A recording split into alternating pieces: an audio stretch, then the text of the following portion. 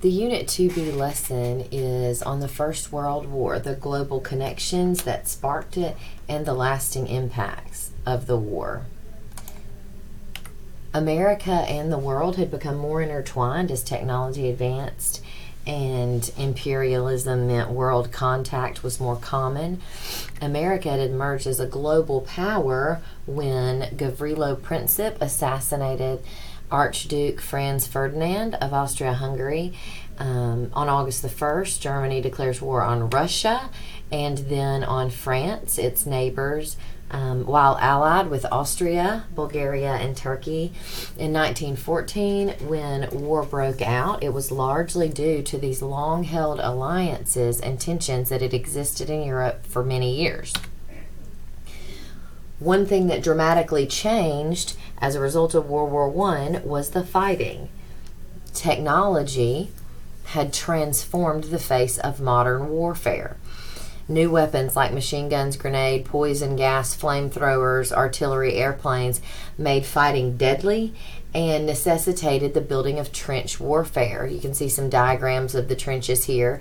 Trench warfare allowed soldiers to take cover while they were under fire. However, trench warfare made it unlikely that armies would have large territorial shifts. For example, an offensive in Champagne in 1915, 3 miles of territory cost 100,000 Allied lives. As a result of these modern weapons and traditional fighting, the war became a trench war with defensive tactics and basically a war fought in inches. America is doing its best to remain neutral, and we're able to do so because of something known as ocean privilege. Our geographic location on the earth allows us to press for isolation as long as possible. We are willing to discuss the entangling alliances. We're willing to discuss the problems leading to the war, but we're unwilling to do much more than that. We are also willing to offer money. We offer money to the Allied powers, food, supplies. In addition, we offer $27 million to Germany. America is getting rich off of the war at the beginning by helping to facilitate the fighting on both sides. In the United States, very few people had an appetite for war. Most people wanted to remain neutral. However, both Germany and Britain suspected that we were helping the other, and so both really pressured American ships to let British and German officials search them, which greatly offends Americans because we believe we have the right to not be searched and be, quote, trusted in this circumstance, even though we were, in fact, supplying both sides. Submarine warfare becomes very possible and very deadly. Submarines are another way that warfare was transformed, because by the time a ship knew that they were in trouble, they were sinking. The Germans designed a U-boat that was deadly, and there had never been anything like it. And the Lusitania in May of 1915 is attacked. It was a British ship. The Germans warned in the newspapers that they were going to attack it.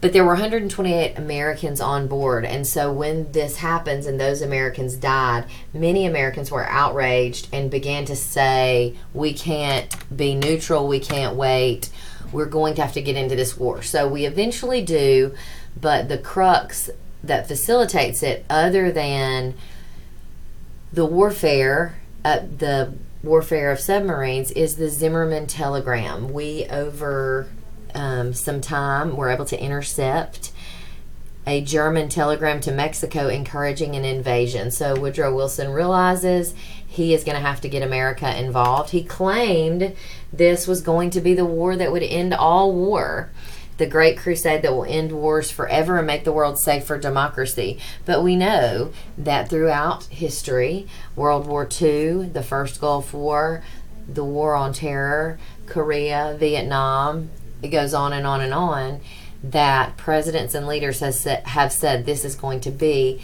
in order to make the world safe for democracy. Americans are called to come quickly as the Allies were under great pressure. At home, Americans are all in. 107,000 men were in the Army, so we began to see an expansion of draft services, recruitment.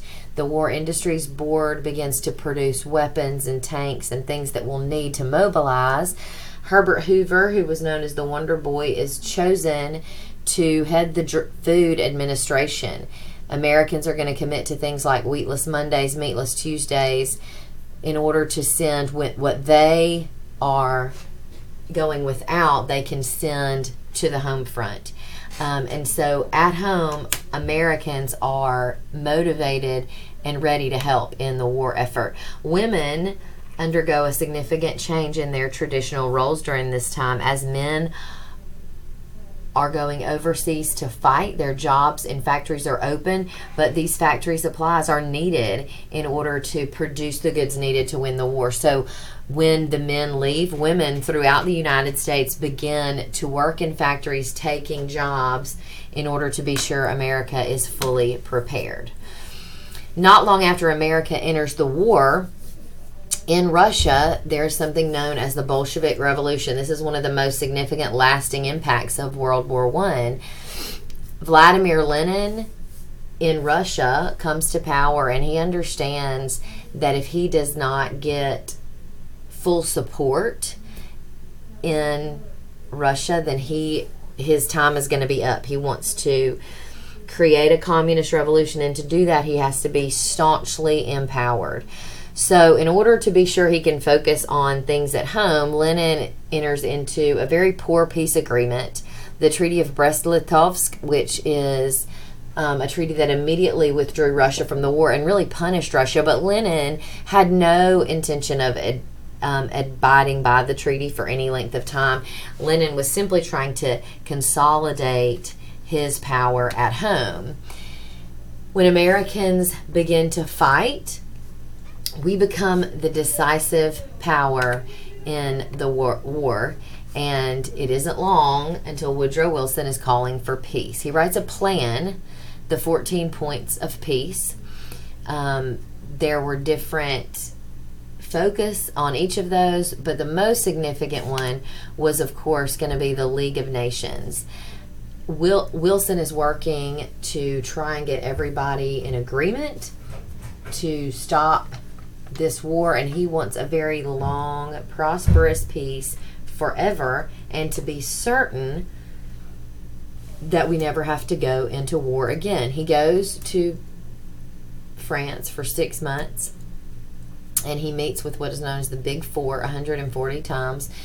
The leaders of France, Italy, and Britain are the other three counterparts, and the biggest controversy of this treaty is the war guilt clause. Basically, it blames Germans in entirety for the war, requires reparations, and overly humiliates Germany. And when Germany reads this treaty, they issue 443 pages of criticism, at which point the French say, okay, if you don't want to sign, we'll start fighting again, which of course Germany doesn't have the money or manpower to do. So they're forced to sign. It is rumored that Adolf Hitler, a young German soldier at the time, said, "It cannot be that 2 million Germans have fallen in vain. We demand vengeance." Another lasting impact of World War II was that it facilitated the political turmoil in Germany that would lead to the rise of Nazism and Adolf Hitler specifically. In July, Wilson returns home to raise support for his beloved League of Nations. By the time he gets home, he realizes that the Republicans he left behind have been working nonstop against him, and he has very little support for the League of Nations. He begins a tour around the country to try to gain support for it. He covered 10,000 miles in 22 days. And as a result of this strenuous schedule, he has a stroke.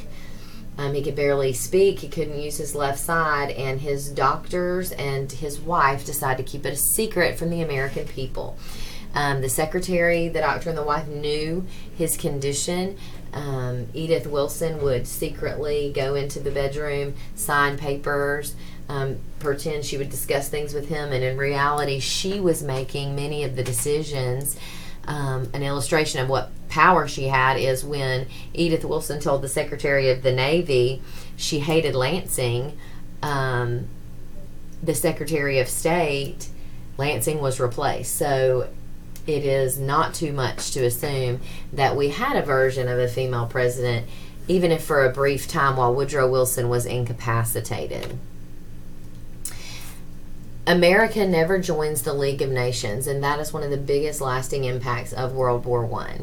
It destroys the old Europe. It creates victimhood in Germany that makes Germans long for a strong and powerful leader that will punish the world, which they will get in Adolf Hitler.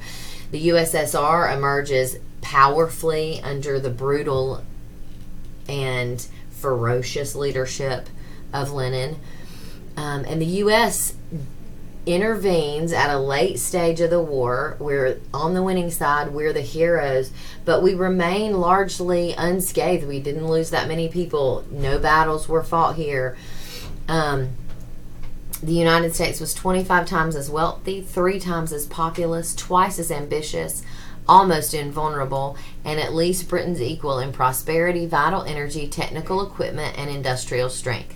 What came to be called the American century was at hand. Why did we fight World War I? There are differing opinions, but what we do know, though it didn't seem to accomplish much in the way of territorial changes, it facilitates World War II.